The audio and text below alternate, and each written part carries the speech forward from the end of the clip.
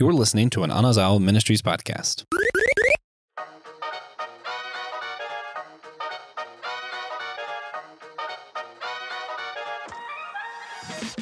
Does DC's Titans believe in the doctrine of original sin? Well, we're going to ask that, sort of. Or genetic sin, family sin? I don't know. Today we're going to be looking at the HBO series Titans and how their past and family's sins determine their future and their current standing in the HBO show. Guys, we are Systematic Geekology, the priest to the geeks. I'm Joshua Knoll. I am joined by the one and only, the chill will thrill of Chapel Hill, Will Rose. Hello, everybody. and we are brought with a special guest. Only our patrons have met before. The one and only Dan Sigmund. Dan, hello. Welcome back. Hi. Yeah. Would you like to introduce yourself a little bit more? Our audience know me and Will pretty well, but what should they know about you? Well, we recently just moved to Graham, North Carolina with my family and 3 kids, and I do video production for a ministry, and I like geeky things. Is that okay? Perfect. Okay, great. Oh man, so we've mentioned on the show before. We were talking about like the history of HBO and our relationship with the channel or now streaming series. Dan, what's your background with HBO and watching stuff on this platform? Yeah. I mean, I guess Game of Thrones would have been the intro to it, which I really enjoyed. Wasn't super bothered by season 8. I know a lot of fans didn't love it. But yeah. HBO really, I mean, recently I told my wife we should stop Netflix because I don't use it that much. And she's like, well, that's all that I watch. And recently HBO has been all that I've been watching, with Westworld that has been canceled. Raised by Wolves was great. That had been canceled. Apparently Titans now is canceled. Even there's a show called Barry that I really like with Bill Hader.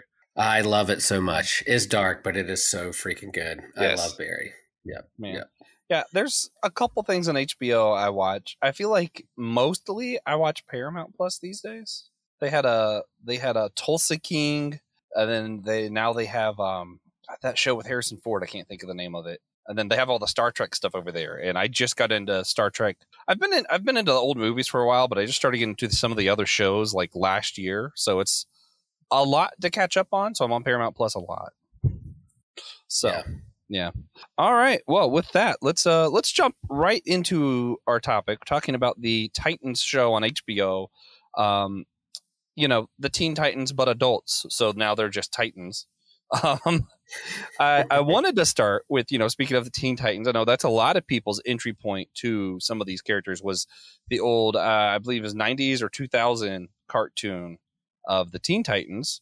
Now there's one that's Teen Titans Go. I don't enjoy as much, but whatever. So for me, my history with these characters were that show. And then when I started reading comics, I mentioned on the show before, I was picking up graphic novels at our public library and, putting the Captain America or whatever on top and then other stuff underneath like Hellboy and all that. So my parents just saw that I got Captain America, But one of the ones I would sometimes have on top was the Titans graphic novels. So I read a couple of those. It was one of the only DC things that I enjoyed at that time when I was in high school. So yeah, I don't remember exactly what it was I read, but I do remember reading some Titans graphic novels and enjoying them. Will, I know you have lots to say on this subject. What's your entry point into Titans, and what do you want to share about the history of these characters and all that? Yeah, I mean, I grew up just buying comics off the spinner rack at my local little gas station down the road from my house, and those kinds of things. So I was a big X-Men fan, and that was like the teen book of the 80s was like the teen book, and the teen book were the Uncanny X-Men. Well, DC was like, we got to have our own, and so they relaunched. Not that they were copying; they had these in their bag for a long, long time. But the new Teen Titans they launched in 1984, and with Marv Wolfman and George Perez kind of as their big all-star creative team behind that book, and so that really kind of brought them to the forefront and kind of like the comic book stands of the 80s. And so they've always, since the 60s or since sidekicks have been around, but bringing them together was a big deal kind of the comics. And then I do remember the cartoons and Teen Titans Go. The movie, the Teen Titans Go movie was is absolutely hilarious. Man, I need to go back and watch that again. I found that extremely funny. But yeah, so they're on my radar, and one of my favorite DC characters is Dick Grayson, is Robin, is Nightwing, as kind of like the counterpart to the brooding of Batman. He was the one that's a little bit more. He was in a circus. Yeah, he experienced trauma too, but he had different. He was a little bit more lighthearted. He's kind of like a Peter Parker that shared. Jokes every now and then, or was able to just have fun and look at the brighter side of life. And so he has his own kind of comic book, Nightwing, and being on his own, he's always kind of a ladies' man and a leader, and just different from Bruce Wayne. And so this, we'll get into it in a little bit. But so when I didn't watch the Titans TV show because that was on the DC app, and I did not have that app. But then when it moved over to HBO, I was like, oh, I'll get to that one of these days. And for those who don't know, you had the DC streaming app that then Warner Brothers bought out DC and brought all that DC property over to HBO because they're a big part of that. So anyway, and I was like, man, I need to watch this one of these days because I heard it had a different tone. It was a little bit more edgy, a lot of F-bombs. It's HBO. It's got DC was trying to be edgy, and then HBO was like, cool, you drop F-bombs and trying to be more edgy. We'll do some more seasons. And then so doing this series got me to watch this show, and I'm glad I did, even though it's a little different from the Teen Titans that I grew up with or know personally. Yeah. And in the comics now, even Nightwing is like the main guy, and the Titans are kind of taking the place of Justice League, more or less, right? Yeah, Tom Taylor's run on that, and that was also kind of hard too, because as I'm reading this kind of reboot of Nightwing with Tom Taylor, he is more positive and is willing to give like Bruce Wayne a hug and be thankful for all that he's been through and all those kinds of things. And so juxtaposed that Dick Grayson with the one that we see in this HBO series was a little jarring to get used to, but hey, it's a different take. And we'll talk more about why that's a different take when you have like trauma and traumatic experiences and bad choices and sin, as you introduced at the beginning. Yeah. Speaking of funny things with Robin, I'm going to get to Dan in a minute, but I just want to point out something that I think is hilarious. When I was growing up, my brother is 5 years younger than me, so he was always much smaller than me. So for whatever reason, at Halloween, we kept doing the same joke in different versions. One year he was Scooby and I was Scrappy. So one year he was Batman and I was Robin. So you had this tiny little Batman and the big tall Robin following him around. It was great. Yeah, that's good. I've always loved sidekicks. So Teen Titans have always been like, I love this team. Mm-hmm. Dan, what were your introduction to these characters and all that?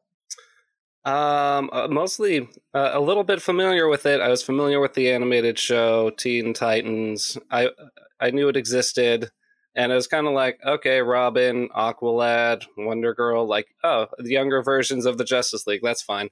But I didn't get around to watching this show until a couple weeks ago when Will asked me to come on the podcast, and so I watched through season 2, and I was gonna watch a recap of the rest of the episodes, but I enjoyed it so much that I stopped, because I actually am going to continue watching and just enjoy the rest of the series without having to prepare, do homework. I want to know what happens. Yeah, Don't tell me. No, you can tell me. I understand.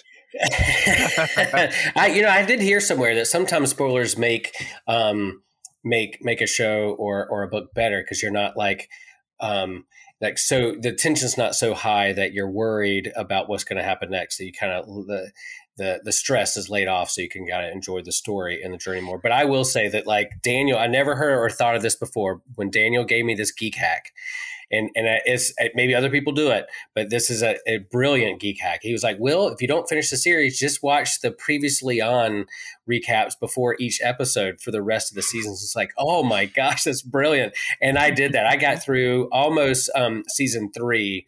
And then I kind of, no, through season 2. And so 3 and 4, I did the previously on, and they do a really good job of telling the story. And I do like Superboy. I like Connor. I like his story. Yeah. So I'm probably going to go back and watch his arc in there more. But that I was like, oh, Daniel, you just changed my life. If I have to watch things for a podcast or when I know what people are talking about, that's so good. I simply refuse to do that. I have to see the whole thing. I have to. Man, I love Superboy in this. And earlier today, another one of our hosts, David Pizarro, reminded me Superboy is in Smallville. So I'm going to have to go back and rewatch those parts, because I was talking to him about this episode and how we're talking about, genetic sin. And he was like, oh yeah, Smallville talked about that with Superboy. And I was like, they did. And I completely forgot about it. So I have to check that out. I did like Smallville as well. That was a good show. I was on that for a while. Smallville episode. Y'all be looking for that Smallville episode. It's gonna be fun. So this show was a lot of fun. There was a lot of problems starting off. I was very hesitant with this show. They completely changed Starfire. Dick Grayson's a lot edgier than he was in Teen Titans.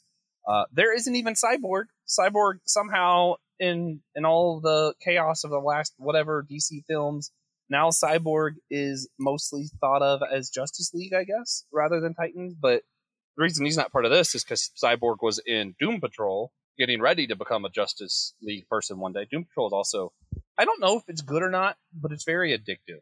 And both series right now are through half of season 4. So neither are finished. They're about to finish in a couple months, which is killing me. I just want to see the end. So, yeah, I was wondering, so the Titans, did they cancel it after halfway through season 4, or are they doing like another, like finishing that season out and then they're going to be like, we're done? Yeah. They're going to finish the season out. We got like a month or two before they do release the second half. Okay, gotcha. I'm going crazy. I need to see the finish to this. I love what they're doing in season 4. But we'll talk about that in a minute. For now, let's talk about who the Titans are. Because, I mentioned they did make some changes from the cartoon. It might be more in line with the comics. I don't really know. I mostly remember the cartoon. So Dick Grayson, he starts off as Robin, who doesn't want to be Robin anymore, becomes Nightwing. We've kind of talked about him already. Beast Boy, it's interesting. In this, Beast Boy doesn't start off full power, able to do anything.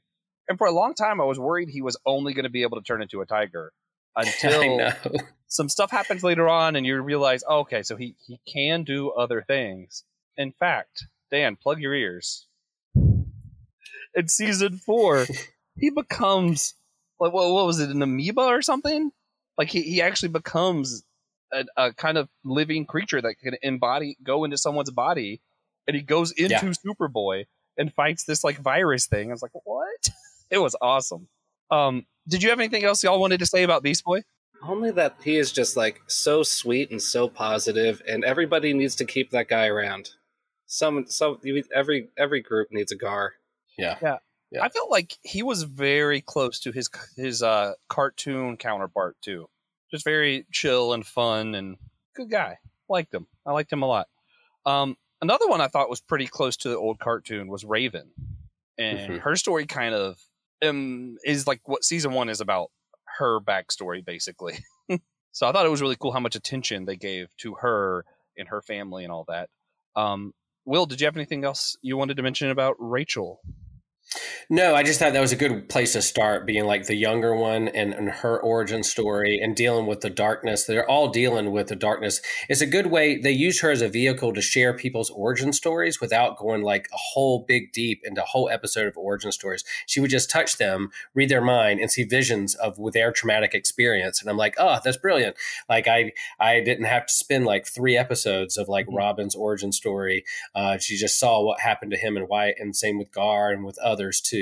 Starfire, like they could use her as a vehicle, and then she was the one who was like the darkness, and at the end, her dad is a big Teen Titan villain, or really a villain in the whole DC universe. So for her to have that kind of origin story where you start, you focus on her, It was pretty good. And I will say that when this came out, it does seem like, hey, Netflix has Daredevil and Umbrella Academy, and Stranger Things is popular. So we're going to make like a DC show that has like gritty fighting, bloody F-bombs, and like a Stranger Things vibe with Raven, like 11. I couldn't help but look through that lens and be like, oh, DC wanted to have their own version of Stranger Things or Daredevil from Netflix, like the gritty punch in the hallways and people cussing. So I couldn't help but see it through that way. So that's what they're kind of, hey, this seems popular. Let's see if we go down this route in kind of our storytelling, story writing. Yeah.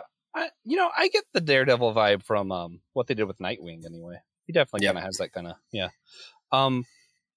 So the other main one, I guess, is Starfire or Coriander. Is that how you say that? Her name? I'm bad at names. Yeah, me too. But Starfire, the main thing they changed here that, some people are upset about, some people don't care at all, is in this, she has a different skin color. She is a woman of color in this, which I thought was cool. I didn't have a problem with that. Whatever. I mean, think about all right, in the cartoon, she's orange. And so do we want to CGI like her and her people and her sister, like all orange? I thought it was pretty smart. It was like, yeah, she's an alien, a different race or skin color in the comics and in this. So why not? Let's just lean into like a strong person of color that black skin or dark skin, brown skin that you don't have to worry about CGI, and you're employing more people of color and diversity into your comic books. So I thought that was a brilliant way to go. And I think she really got the character down. Like, that's what I care about. Like, I don't care. Honestly, Peter Parker could look nothing like Peter Parker in the comics at all. But if the movies get the character right, I'm happy, who cares? Mm-hmm. Okay, so those were the main ones. Did y'all have any of the other characters that kind of come in and out throughout the seasons that are part of the Titans that you wanted to highlight? Daniel, seasons 1 and 2. What is there a favorite of yours that stands out for you that made you want to keep watching? Sure. I mean, Jason Todd is a tragic character. I just want to give him a hug, except I'm afraid he'd punch me in the nose. But he especially in season 2, just like so mistreated by the rest of the people, misunderstood by the rest of the Titans. I thought he was a very interesting and complicated character. Hank, who plays Hawk, he seems like someone who we would not be friends. This kind of jock, kind of a cocky jerk. But even throughout season 2, it's like, okay, all right, this guy's figuring things out. I could kick it with him. Those two, I think, were maybe the most interesting. I mean, I guess they're Superboy, but I'm only through season 2, so I still got to see some more character development with him before I have a real opinion. Yeah, I love Connor Kent, Superboy. And I'm told from my other comic book fans, which Will can confirm or deny this, that's probably the part that they get most comic book accurate, is kind of his story, his background, and his character. Yeah, I love that. I mean, he emerged in the 90s when they did the big Death of Superman event in the 90s and killed off Superman. So then okay, this guy shows up as Superboy. What's his backstory? So they slowly reveal kind of what his backstory was and how he was created and how he emerged. And I think they do it. And then eventually they put him on the Titans or Teen Titans. And I think that's great. And I'll also say that Hawk and Dove, I don't know, something about this show, those characters, I did not like. And I've never seen them in the comic books. I read a little bit about kind of their background in the comics. I've never really had a Hawk and Dove comic, but man, whenever they showed up on the screen or had their time, I fast forward those episodes. That was just me. I did not like them at all. And I don't know what it was about them that made me feel that way, but that was me personally. See, I agree with you all up until the end of Hawk's story arc. He won me over at the end of his arc. Which is what season? I don't want to get into that. In season 3, it kind of wrapped stuff up for him. Yeah. You're too kind. You're too kind. Yeah, and he plays another great character on Amazon. Was it is it Jack Reacher? Is it Reacher or I don't know. There's another Yeah, I TV think show so. he's on where he is fantastic. I love it's the Lee Child books that has the main character. He plays the main character from the Lee Child books. These kind of like ex kind of army person who comes to town and kind of saves the day each every book and novel, and then leaves. Kind of man on the run. But he in that show he is fantastic. And so when he showed up on this, it was like awesome, yay! Here's that dude I know from that other show. And That's but cool. then I was like, oh, Hawk, dude, you're killing me every time. He's like dropping Yeah. F-bombs and doesn't like Dick. And I understand he's jealous, but I'm like, oh, can we get over it? Can we grow up, please? Yeah, very middle school vibe from them up until the end. Yeah. Up until the Mhm. end. Okay. So what's Okay. funny is the two I wanted to highlight that weren't the main ones. Y'all didn't mention yet. And the reason that's funny is it means that none of us are going to highlight Wonder Girl. Apparently, none of us care about Donna Troy. She exists. She's a Wonder Woman wannabe, basically. She was not as interesting as I thought she would be, or hoping she would be. Yeah. She was kind of a boring character. At first, it seemed like her and Dick Grayson's relationship might be interesting, and then they kind of dropped it. I guess it was weird, but I wanted to bring attention to Tim Drake. They just kind of started his story a little bit, and it looks like he's going to become a Robin without a Batman, and that's really interesting to me. That he's kind of becoming Robin while under Dick Grayson's leadership, which is kind of a nice poetic tone to it for me. Where Bruce had Dick Grayson as Robin, and then they had their out, and he ended up becoming a hero.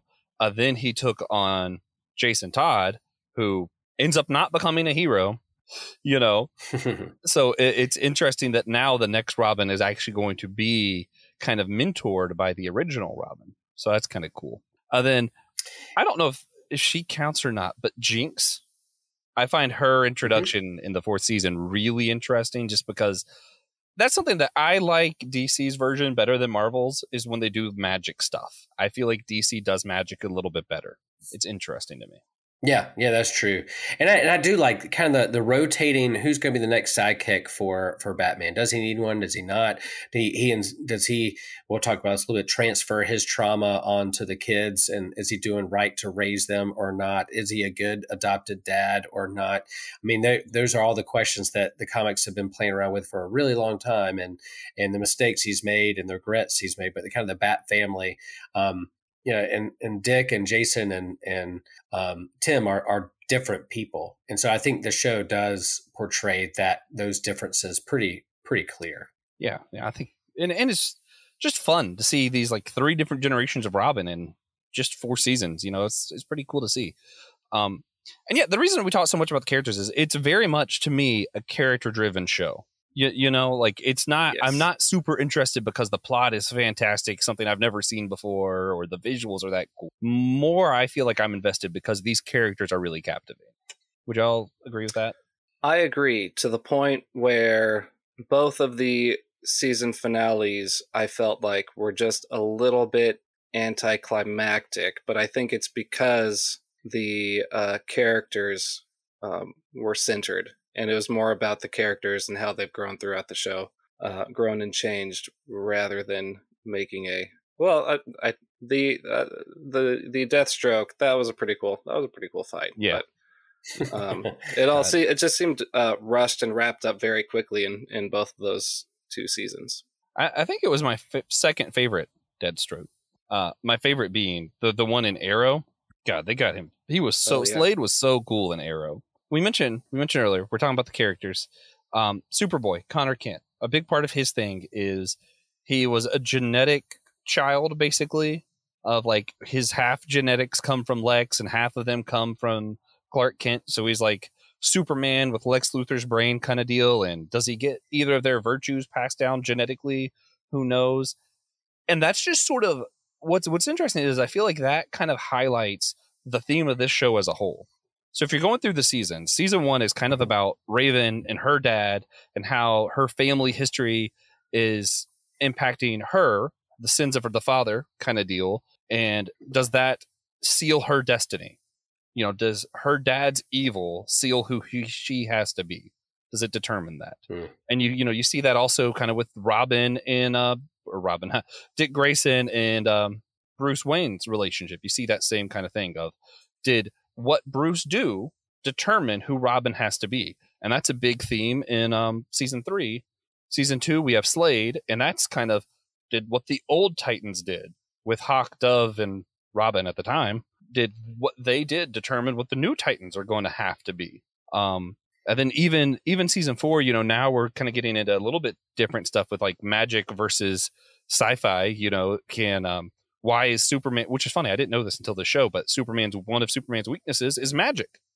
So you see, you know, Connor Kent finally kind of got a little bit arrogant. Some of his Lex Luthor starts showing up, and all of a sudden magic comes into the scene and kind of knocks him down a peg.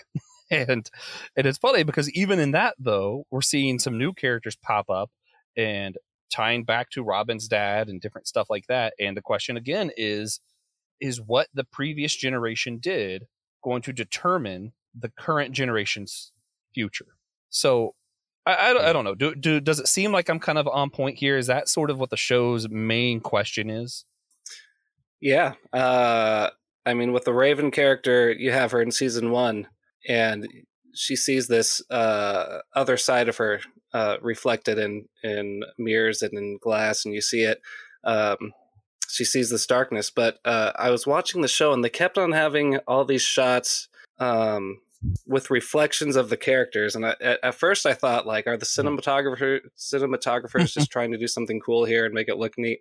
But no, I think what they're trying to highlight is, yes, Raven has this darkness inside her, but so do all of the other characters. Like every single one of them are struggling with their identity, even with what's her name, Coriander, Starfire. Yeah, I mean, she literally doesn't even know who she is throughout most of season 1. So it's pretty, it was pretty interesting. Yeah. And what's ironic about that is Coriander's sister eventually comes in the thing, and a lot of her story ends up becoming is her society, the history of her family going to determine her future. You know, again, it's the same question for her story. I think Beast Boy is one of the only characters that you don't really have that kind of arc with yet. Right. And he tends to be a little bit nicer. Yeah. And more lovable. Because I mean, there you go. Like I'm going through my list here and I'm like, Dick Grayson, yep, that's his story. That's Raven's story. It's Starfire's story. It's Jason Todd's story. Dove and Hawk, less so. It's sort of more of their own past coming back to haunt them. Connor Kent, that's his story. Tim Drake, we don't know what his story is going to be yet, so I don't know. But Wonder Girl, definitely her story. It's definitely Jinx's story. Like, it's definitely like all of these characters have this darkness, and it seems like most of them, it's attached to, you know, their family or their past of some sort, or even genetics. Yeah, I think you're right. Like, generational trauma and what you do with your trauma is a big part of these stories and these characters. And they've always been really superheroes too. We've talked about it before. It's like, all right, you've had a bad experience, you've had trauma, there's something that's a disaster that's happened. How do you respond to it? Are you going to respond by not wanting others to experience the same thing you did? Or are you going to want others to experience the same thing you did? So that's the difference between Batman and Joker. Is like, Batman's like, I don't want other people to experience the same way I did when my parents died, so I'm going to stop crime by any means necessary. Or not any means necessary, but I'm going to do everything I can and my resources to make sure that. Joker is like, I experienced this trauma and I want others to experience the same thing and create chaos. And so that's why it was a little off for me. Like, you know, when you know, I know what they were trying to do. They wanted to create some buzz and controversy and clickbait. When Dick Grayson looks at the camera and says F Batman, you know, you're kind of like, okay, what's going on here? How is this different than the comics? I'll keep watching. But I think that the generational trauma, and I think that relates to our own lives. Yeah, original sin. Are you born evil, born good? I think there's one point where Starfire even is talking with Rachel, and she's like, look, we're not born good or bad. We are our choices are the ones that set our destiny. And then later on, Rachel's like, nope, I was born bad. And I kind of want to be there in the middle and say, like, look, y'all, yeah, we are born, when we were created, God said it is good, but yet we're not separate from our context and relationship. So yeah, I am the choices that I make, and that determines my destiny, but I'm not just like on my own, a clean slate. I'm born into a family system. I'm born into a community. I'm born into a particular context, and that helps shape or nurtures or derails the choices that I try to make in this world. So yeah, original sin, if you see it as kind of like we're all caught up in kind of a broken system, and we're captive to that, then that is what we got to wrestle with and think through moving forward with the choices that we make. Yeah, and then I think one of the most interesting parts when we're talking about generational sin, even this is you're talking about the difference of the comics and the show. In this, you see trauma that occurred because of Bruce's parents affects Bruce, which affects the two Robins, right? And it affect even you saw where it affected Dick Grayson, and he poorly led the original Titans team because of his trauma. And then it came back to haunt this new Titans team, and he's forced to say, how can I do things differently?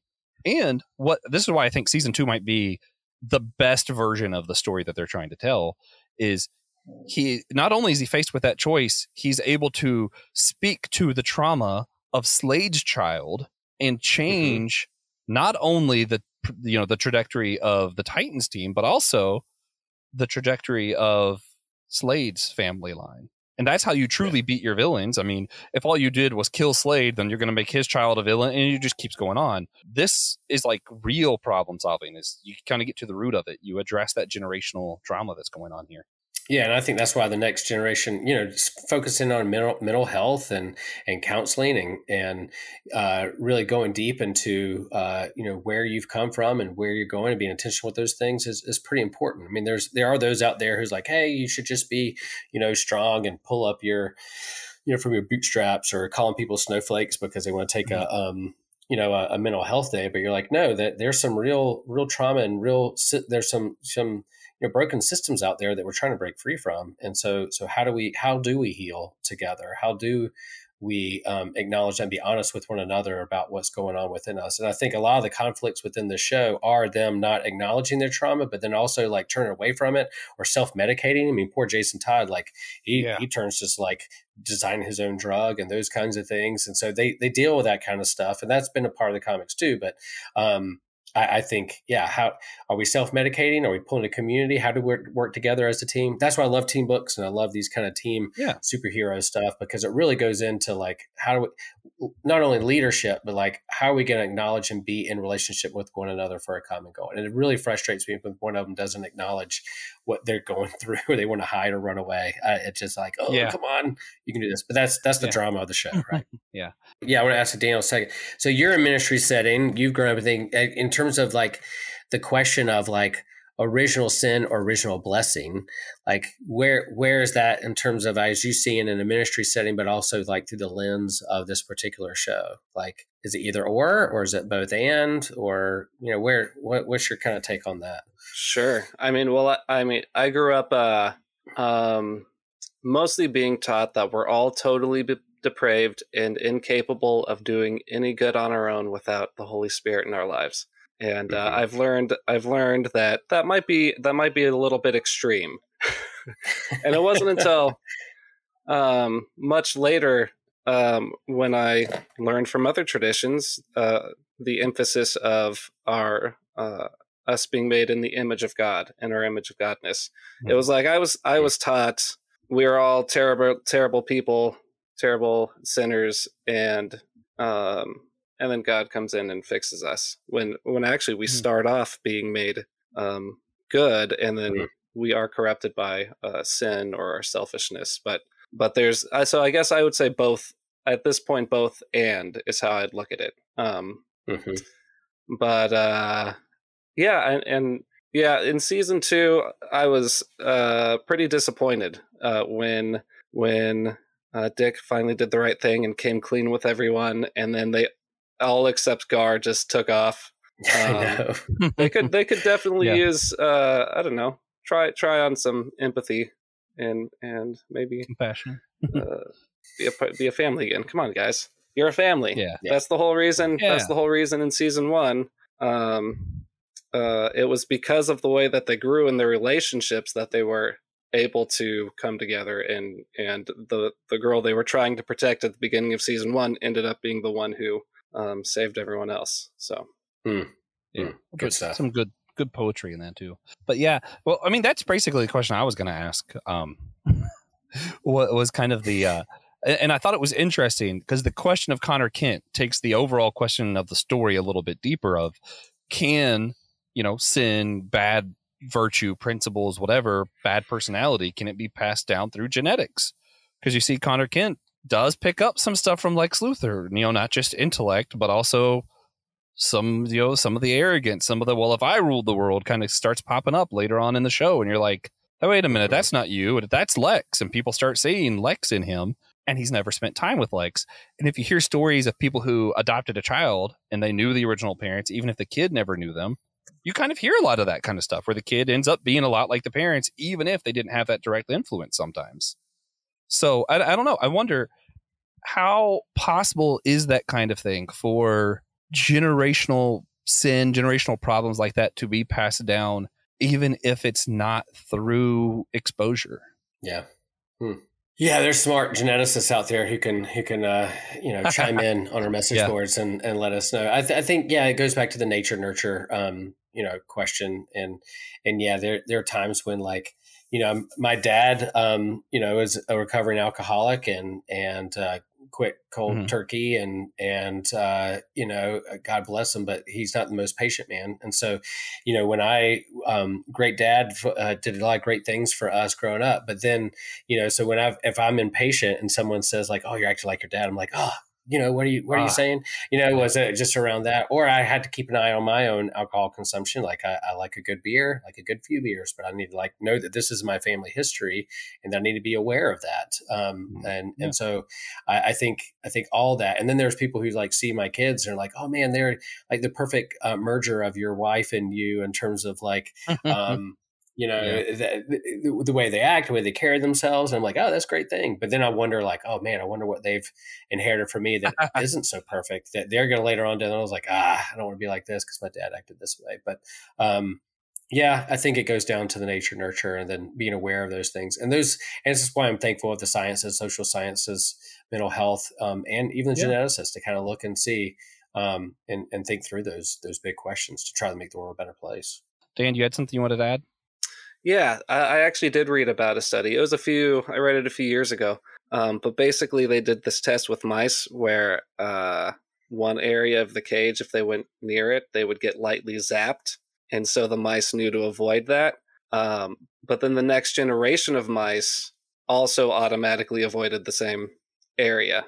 So somehow they that behavior passed on. Now I do think a lot of it is going to be your situation, your family history, your background. And there was a story of a woman who was estranged from her father because he was abusive when she was a child.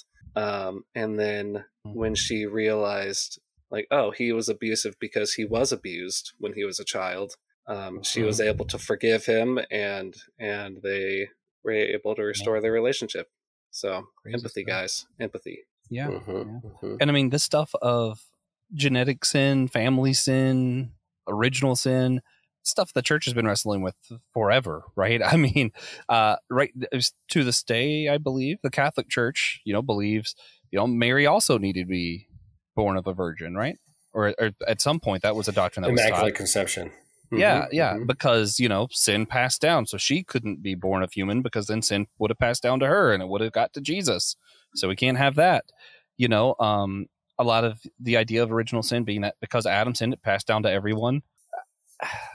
I see a world of wickedness. I get where that idea comes from. I understand where they track that in the Bible. For me personally, a lot of people on our team, talking about all systematic ecology, a lot of them do believe in original sin and that kind of stuff. Personally, I read that original sin of Adam verse followed by Christ came to save the world, not some of the world. So, I think we're all born with a, new. I believe things are different now since Jesus, but that doesn't mean everyone's saved. You still have to choose redemption. It's all kind of little, to get Doctor Who on everybody, it's a little bit wibbly wobbly, but I don't think original sin is the same that I used to think it. Yeah, and just like if I didn't choose sin because I was born into it through Adam, and then Christ is the new Adam, do I have to choose salvation? I mean, that's the other argument of kind of universal Yeah. salvation. I'll push back a little bit on that. So, like, if Christ is the new Adam, if all died in Adam, and then all are alive in Christ, as Paul says, it leans into that. It opens the door to universalism that I think we need to acknowledge. But I think it is interesting to me that before, like, there was this kind of collective groupthink of passing down sin from one generation to another, even though they didn't have genetics or a scientific understanding of how that works. In the same way, like Genesis begins with water, and that scientists will say that life begins in water and emerges out of that, and more complex organisms continue to grow, even though they didn't understand like an evolutionary process or study that there was still this understanding that life began in water. In the same way, like they can see that like generational trauma and family sin passed down from one generation to the next is a reality that we all deal with. And basically, just so I'm clear with everybody, I'm saying that I'm not really sure. I just don't think original sin worked the way that I was taught it, but I don't really know how it works. I think it might be one of those things that's a little bit beyond my human comprehension, perhaps. With that, we're getting to the end of this. I know that was some deep conversation. Guys, jump in our Discord. We have a Confession with the Saints channel on there. You could jump in there and let us know what you think about original sin. I don't really have any clear answers, so I'd love to talk to you guys about it. And one thing we do with all of these episodes before we end them, I'm gonna make Dan answer first. Actually, we've been asking questions about your TV binging habits. So this time I wanted to ask, when you're going to watch a show, how do you do it? Do you sit? Do you lay? Do you have a blanket? Are you in your pajamas? Like, what is your go-to comfort place when you're binging a show, Dan? I like the couch. We have these electric couches where you hold a button and the footrest comes up.